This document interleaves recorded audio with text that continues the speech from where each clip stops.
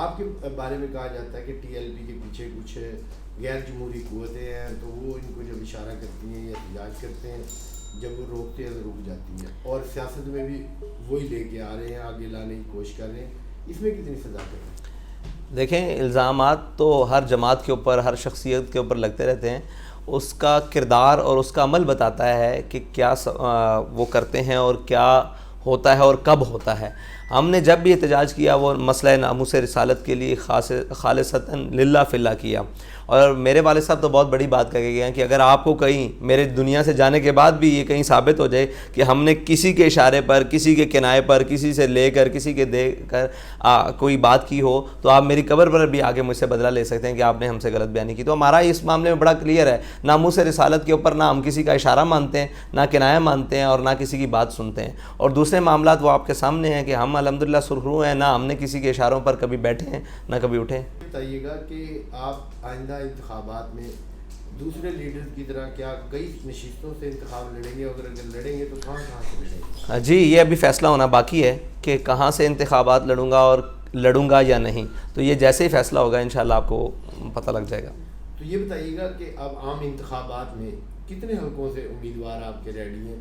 کتنے امیدوار آپ میدان میں لائیں گے قومی اسمبلی اور صوبائی میں؟ ہمارے پورے ملک سے 2018 کے الیکشن میں 566 کینڈیڈیٹ تھے، ٹھیک ہے جی، جنہوں نے الیکشن کنٹیسٹ کیا تھا. تو انشاءاللہ یہ اس دفعہ اس سے بڑھ کر ہوں گے. تو ضمنی انتخاب میں کیا تجربہ ہوا؟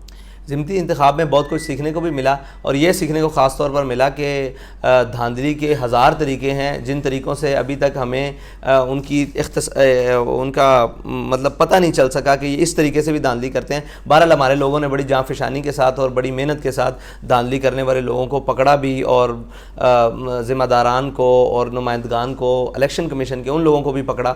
لیکن دیکھیں یہاں عجب کھیل ہے، عجب تماشا ہے کہ پکڑنے والوں کے اوپر الٹا پرچے کر دیے گئے. P T I foreign funding case کا فیصلہ دیکھا ہوگا، کیا سمجھتے ہیں جمہوریت کی روح سے؟ یہ تو فیصلہ نہیں ہے، یہ فیور ہے. اگر شوکاز تھا تو شوکاز پہلی جو ٹرانزیکشن ہوئی تھی یا پہلا جب کیس رجسٹر ہوا تھا تو پی ٹی آئی کو دینا چاہیے تھا نا. آج تو فیصلہ دینا چاہیے تھا کہ یہ مجرم ہے، اس کی یہ سزا ہے. یہ تو ایک بالکل 8 سال بعد قوم کو ایک پیچھے لگا کر، اسی لیے تو قوم کا اور ملت کا اداروں سے جو ہے اعتبار اٹھتا جا رہا ہے کہ وہ جب چاہے جس کو چاہے جیسے چاہے نواز دیں، جس کو چاہے جیسے چاہیں اتار دیں، جس کو چاہے جیسے چاہیں بچا لیں، جس کو چاہے جیسے چاہیں اتار دیں.